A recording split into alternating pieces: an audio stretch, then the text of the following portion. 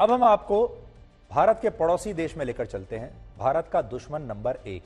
भारत के दुश्मन तो ऐसे भी हैं लोग जिन्होंने जिनेवा में ये सब किया, और वो तमाम लोग जो भारत को बदनाम करते हैं वो भी दुश्मन ही हैं असल में। लेकिन भारत का दुश्मन नंबर 1 है चाइना। इसलिए आपको ये बताएंगे कि चीन ने कोविड से हुई बुरी हालत और अपनी बुरी तरह से गिरती अर्थव्यवस्था के बावजूद अपना रक्षा बजट क्यों बढ़ाया, और चीन का रक्षा बजट भारत के रक्षा बजट से इस समय 3 गुना ज्यादा है। आज हम यह विश्लेषण करेंगे कि इस लंबे चौड़े बजट और आधुनिक हथियारों के बाद भी चीन की सेना देशभक्ति, बहादुरी और अनुभव के मामले में भारतीय सेना से हमेशा पीछे ही रहेगी, क्योंकि बहादुरी और देशभक्ति पैसे से खरीदे नहीं जा सकते। मैं आपको आज बड़ी स्क्रीन पर कुछ आंकड़े दिखाना चाहता हूं जो मैं आज अपने साथ लेकर आया हूं, क्योंकि ये पूरी कहानी आपको आंकड़ों के जरिए ही समझ में आएगी। अब आप देखिए बड़ी स्क्रीन पर, देखिए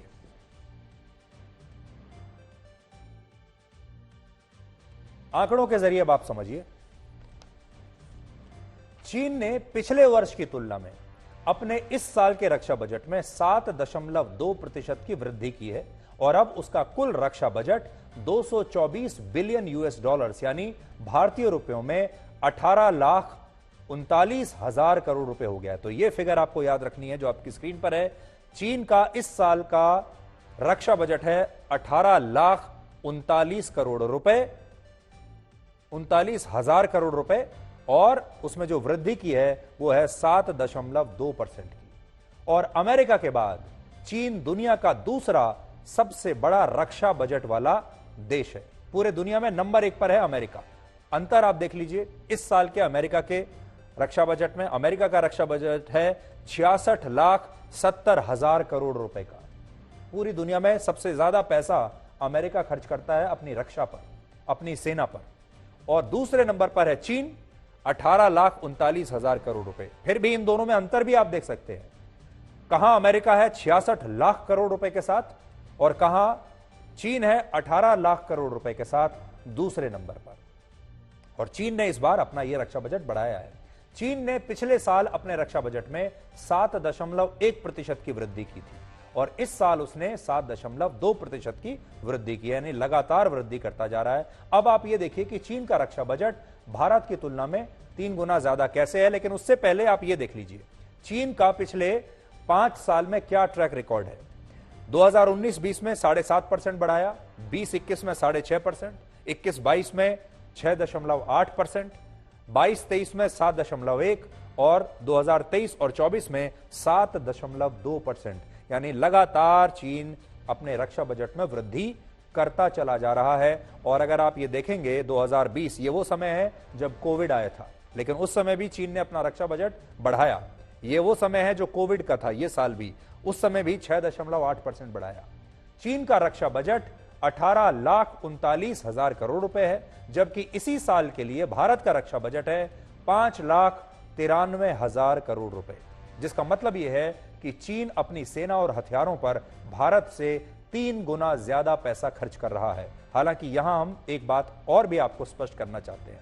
भारत का रक्षा बजट चीन के मुकाबले भले ही आपको यहां पर कम नजर आ रहा हो, देखिए चीन का तो कितना आगे है, 18 लाख, और हमारा है लगभग 6 लाख। यह फर्क है। और भले ही हमारा बजट यहां कम आपको दिख रहा हो, लेकिन यह कम में भी एक कहानी छिपी हुई है। चीन की तुलना में भारत ने अपने रक्षा बजट में तेजी से विस्तार किया। हमने चीन से भी ज्यादा विस्तार किया है। चीन अपने रक्षा बजट में हर साल औसतन 6.5% की वृद्धि कर रहा है, जो मैंने थोड़ी देर पहले आपको दिखाया, जबकि भारत अपने रक्षा बजट में औसतन 10% से ज्यादा की वृद्धि कर रहा है। देखिए ये चीन का नक्शा आप देख सकते हैं। औसतन चीन बढ़ा रहा है हर साल 6.5% अपने रक्षा बजट में, और भारत 10% की वृद्धि कर रहा है। यानी हम उस हिसाब से चीन से भी ज्यादा पैसा अपनी रक्षा पर खर्च कर रहे हैं अगर हम परसेंटेज के हिसाब से जाएं। और इस साल भारत ने अपना रक्षा बजट 13% बढ़ाया है। चीन ने बढ़ाया है 7.2% और भारत ने बढ़ाया है 13%। इसके अलावा वर्ष 2014 से लेकर अब तक, इसे भी आपको ध्यान से देखना होगा, यानी जब से नरेंद्र मोदी भारत के प्रधानमंत्री बने हैं, वर्ष 2014 से लेकर अब तक भारत के रक्षा बजट में 167% की ऐतिहासिक वृद्धि हो चुकी है। वर्ष 2014-15 में भारत का डिफेंस बजट था 2,22,000 करोड़ रुपए। देखिए, 2,22,000 करोड़ रुपए 2014-15 में, जब प्रधानमंत्री मोदी सत्ता में आए थे। और अब हमारा रक्षा बजट है 5,93,000 करोड़ रुपए, और ये करीब 167% की वृद्धि है। तो एक जो बड़ी चीज अगर आपको देखने को मिलेगी भारत सरकार में, जब से प्रधानमंत्री मोदी आए हैं सत्ता में, जब से वो प्रधानमंत्री बने हैं, उन्होंने रक्षा बजट को बहुत बड़े अंतर से बढ़ाया है। 167% की वृद्धि की है जब से वो आए हैं अब तक। अमेरिका और चीन के बाद पूरी दुनिया में, अब आप सोचिए, पूरी दुनिया में तीसरा सबसे बड़ा रक्षा बजट भारत का है, और जबकि इस सूची में चौथे स्थान पर रशिया है और 5वें स्थान पर है ब्रिटेन। तो दुनिया के वो 5 देश जिनके सबसे बड़े रक्षा बजट हैं: अमेरिका 66 लाख करोड़, चीन 18 लाख करोड़, भारत 6 लाख करोड़, रशिया 5.3 लाख करोड़, ब्रिटेन 5 लाख करोड़ रुपए। इसमें एक अच्छी बात आपको देखने को यह मिलेगी, एक जमाना था जब हम रशिया से हथियार खरीदा करते थे, लेकिन आज, और रशिया को बहुत बड़ी सुपर पावर माना जाता था, लेकिन आज रशिया से भी ज्यादा रक्षा बजट भारत का है। यहां चीन के मामले में चिंता वाली बात यह है कि चीन अपने रक्षा बजट को लेकर कभी भी सही जानकारी देता ही नहीं, और वो अक्सर अपना जितना रक्षा बजट दुनिया को बताता है कागजों पर, उससे कहीं ज्यादा पैसा अपनी सेना और हथियारों पर खर्च करता है। वर्ष 2021 में चीन ने बताया था कि उसका रक्षा बजट 17,10,000 करोड़ रुपए का है, लेकिन बाद में पता चला कि चीन ने इसी दौरान अपनी सेना पर 17 लाख करोड़ रुपए नहीं, बल्कि 24 लाख करोड़ रुपए खर्च किए। इसलिए यह भी हो सकता है कि इस बार भी चीन अपना रक्षा बजट लगभग 18.5 लाख करोड़ रुपए बता तो रहा है, लेकिन उसका यह रक्षा बजट असल में 25 लाख करोड़ रुपए से भी ज्यादा का हो सकता है। इससे यह बात समझ में आती है कि चीन का रक्षा बजट भारत के मुकाबले 3 गुना ज्यादा है, लेकिन सैन्य खर्च के मामले में उसका खर्च भारत से 4 गुना ज्यादा है। तो ये आपके सामने दुनिया के टॉप 5 देश हैं। अब आप ये समझिए कि रक्षा बजट में वृद्धि के पीछे चीन के 3 बड़े मकसद क्या हैं। पहला मकसद चीन का है दुश्मन देशों पर मानसिक दबाव बढ़ाना। चीन ने पहली बार अपने रक्षा बजट में यह वृद्धि नहीं की है, बल्कि वर्ष 2016 से चीन लगातार अपना रक्षा बजट बढ़ा रहा है, और इसका एक बड़ा कारण है दुश्मन देशों को अपनी ताकत के जरिए डरा कर रखना। जिन देशों को चीन से खतरा है और जिन देशों का चीन के साथ सीमा विवाद है, ऐसे देश चीन के रक्षा बजट में वृद्धि होने से दबाव में आ जाते हैं, क्योंकि चीन जब जब अपनी सेना पर ज्यादा पैसा खर्च करता है, तब तब सीमा पर वो विस्तारवादी नीति को आक्रामक तरीके से लागू करने की कोशिश भी करता है। क्योंकि अब इतनी बड़ी सेना है, इतने हथियार हैं, तो उनका कहीं तो इस्तेमाल होगा। वर्ष 2016 के बाद से अब तक चीन कई देशों के साथ ऐसा कर चुका है, और कई देशों की सीमाओं में उसने घुसकर अवैध कब्जा करने की कोशिश की है, और इन देशों में हमारा देश भारत भी है। दूसरी वजह है डर का माहौल बनाकर दूसरे देशों को अपना रक्षा बजट बढ़ाने के लिए प्रेरित करना, और इससे हथियारों के बाजार में एक नई मांग यानी एक नई डिमांड पैदा करना। अमेरिका में हुई एक रिसर्च में पता चला कि जब रशिया और चीन जैसे देश अपने रक्षा बजट में वृद्धि करते हैं, तो इसका सीधा असर पश्चिमी देशों पर पड़ता है, और ये देश भी अपना रक्षा बजट बढ़ा देते हैं। और जब पश्चिमी देश अपना रक्षा बजट बढ़ाते हैं, तो इससे अफ्रीका और एशिया के दूसरे देशों को भी दबाव में अपना रक्षा बजट बढ़ाना पड़ता है।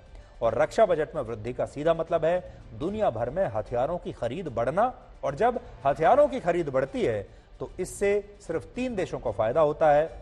पहला अमेरिका, दूसरा रशिया, और तीसरा चीन, क्योंकि यही जो 3 देश हैं, ये हथियारों के सबसे बड़े सौदागर हैं।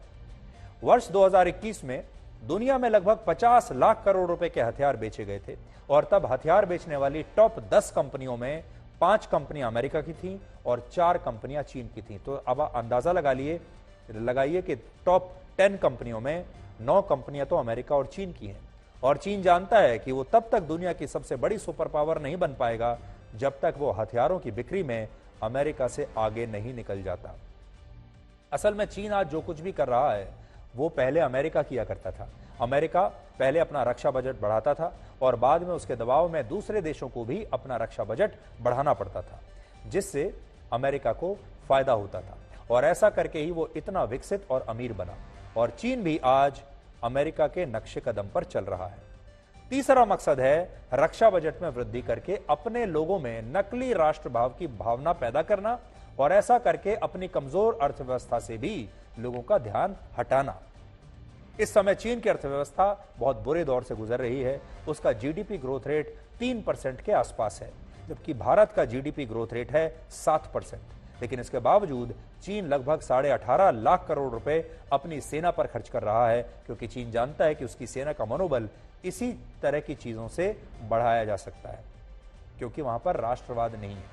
चीन के लिए चुनौती यह है कि वो अपने रक्षा बजट में भारत के मुकाबले कितनी भी वृद्धि कर ले, लेकिन वो 3 चीजों को पैसे से कभी खरीद नहीं पाएगा।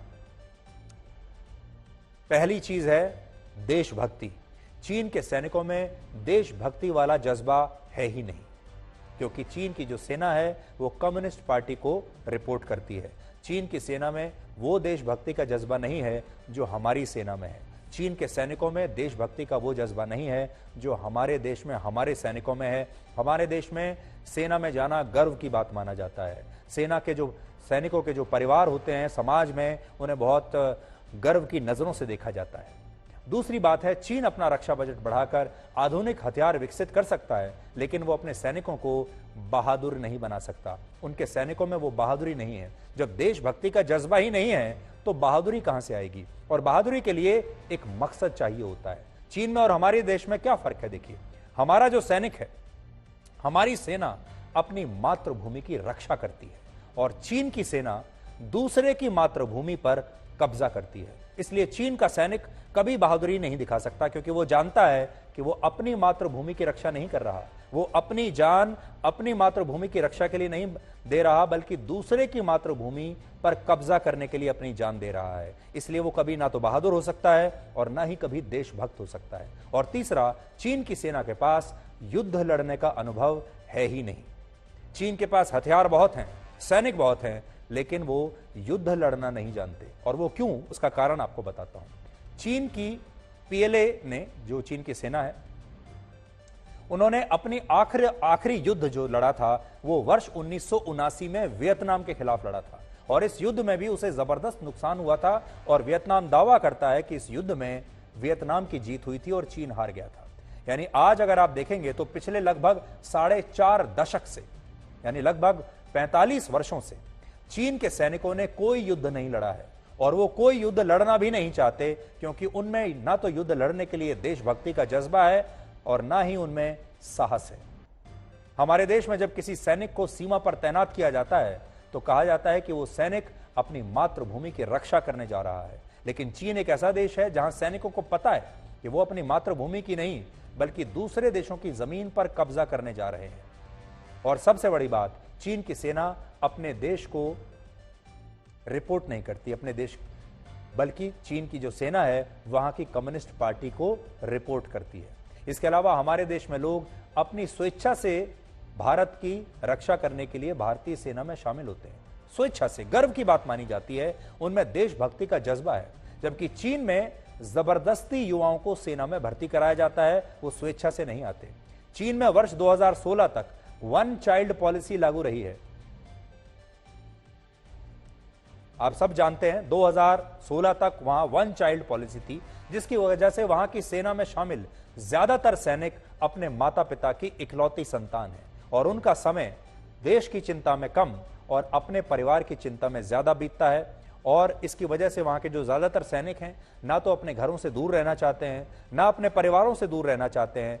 जबरदस्ती उन्हें सेना में शामिल किया जाता है और अगर इनकार करते हैं तो उन पर बहुत तमाम तरीके के प्रतिबंध लगा दिए जाते हैं। इसलिए जो सैनिक है ये ना तो बहादुर हैं ना देशभक्त है, ये असल में जबरदस्ती चीन की सेना के दबाव में, माफ कीजिएगा, चीन की सरकार के दबाव में चीन की सेना में काम कर रहे हैं। ये तस्वीरें आपने भारत में कभी नहीं देखी होंगी जो यहां आप देख रहे हैं। चीन के सैनिक जा रहे हैं, बस में रो रहे हैं। लेकिन चीन में जब कोई युवा सेना में भर्ती होता है तो इसी तरह से रोता है। और ये आंसू बताते हैं कि चीन का रक्षा बजट भले ही भारत से 3 गुना ज्यादा होगा, लेकिन उसके सैनिक बहादुर नहीं हैं, ना ही बहादुर हैं, ना ही देशभक्त हैं।